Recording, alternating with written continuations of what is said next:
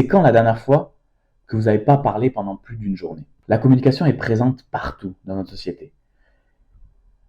On l'utilise tout le temps avec notre famille, avec nos amis, dans notre travail. On a besoin de communiquer, de parler de nos émotions, de s'exprimer.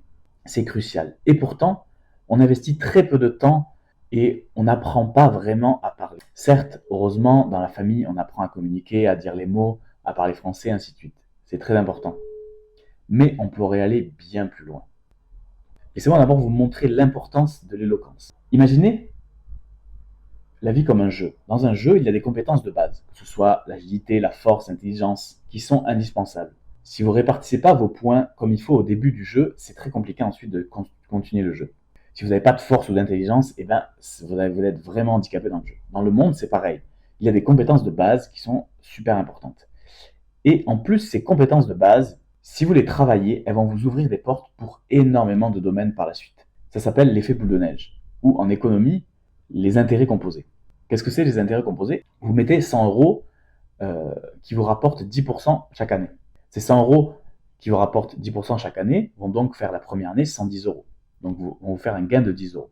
Mais la deuxième année, elles ne vont pas vous faire 10 euros, elles vont vous faire 11 ou 12 euros. Comment ça se fait?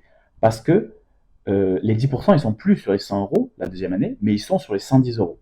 Donc, vous avez 10% sur 110 euros, ce qui vous fait 11 euros, et ainsi de suite. Et donc, sur plusieurs années, sur le long terme, sur 10, 20, 30 ans, eh ben, vous atteignez une somme énorme. Vous gagnez énormément d'argent parce que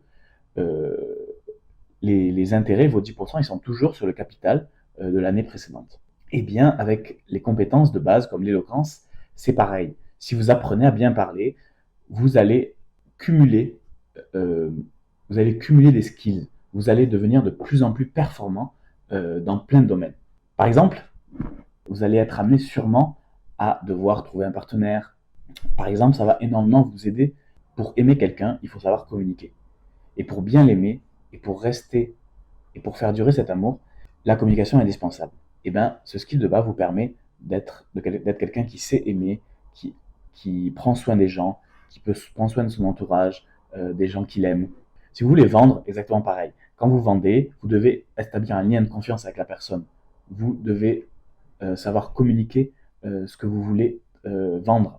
Imaginons que vous êtes un super producteur, que vous produisez le meilleur fromage de France. Et bien, si vous êtes incapable de dire que votre fromage est extraordinaire, et bien personne ne va vous l'acheter. Et il y a énormément d'autres exemples dans votre travail, avec vos amis, et ainsi de suite. Donc, cette compétence est super importante.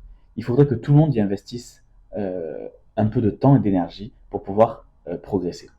Mais ne vous inquiétez pas, il n'est pas obligé de faire un concours d'avocat, un concours d'éloquence ou de lire plein de livres dessus. Il suffit simplement de ne pas fuir les moments comme ça. Vous pouvez apprendre chaque jour. Tous les jours, vous vous mettez dans la peau de quelqu'un qui est super éloquent et qui sait bien parler. Et vous allez vous confronter à toutes les situations où vous pouvez parler. Si vous êtes amené à parler en public, faites-le. Si on vous pose des questions, répondez le plus clairement possible en essayant d'exprimer ce que vous voulez dire. Si on vous pose des questions sur vos émotions, essayez d'exprimer le plus clairement possible vos émotions. Ok, au début c'est compliqué, mais ça s'apprend. Moi par exemple, avant j'étais très peu sociable. Quand j'étais au primaire, c'était très dur pour moi d'aller vers les autres, de parler. J'étais même violent. Et un jour, je me suis dit, je veux devenir quelqu'un de social. Je me suis mis à observer les gens qui étaient bons socialement, et je me suis dit, je vais faire comme eux. Et donc j'ai commencé à tester, ça marchait pas, plus ou moins. Et au bout d'un moment, j'y suis arrivé. Aujourd'hui, c'est facile pour moi de parler, mais au début, c'était très difficile. Je vous assure que il faut s'entraîner sur cette compétence. Cette compétence va vous ouvrir énormément de portes possibles. Ok, abordons un peu l'éloquence. Finalement, de quoi elle est composée? D'abord, il y a le fond. Le fond, c'est quoi? C'est ce que vous voulez transmettre. C'est un peu l'essence de la chose. Ensuite, la forme.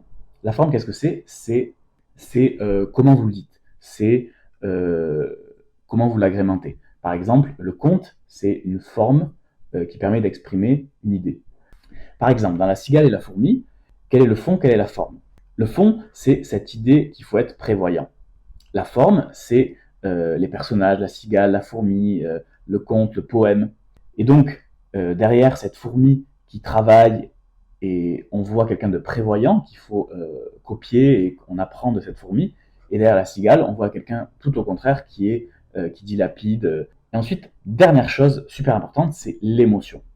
L'émotion, pourquoi? Parce qu'on est des êtres émotionnels. Quoi qu'on en dise, même si on essaie d'être rationnel, de réfléchir et tout, ce qui est très bien, il ne faut pas être que dans l'émotion, mais il n'empêche que ça fait partie de nous.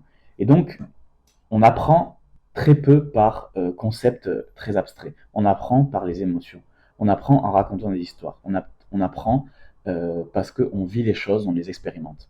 Et donc, c'est super important que dans l'éloquence, vous mettiez des émotions. Ça peut se faire en racontant des histoires, ça peut se faire en créant du lien, en ayant confiance. Par exemple, quand vous vendez quelque chose, le lien de confiance est super important. Avant de vouloir vendre quelque chose, il faut d'abord créer un lien de confiance, parler avec la personne, discuter, s'intéresser vraiment à elle, vraiment chercher à solutionner son problème pour qu'elle vous fasse confiance. Donc, mets des émotions quand tu parles. Ça permet de toucher, de captiver, d'émouvoir et de transmettre véritablement ce que tu as envie de transmettre et besoin de transmettre. Donc écoute, j'espère que je t'ai donné envie d'être plus éloquent. N'oublie pas de t'abonner, de liker. On se retrouve bientôt.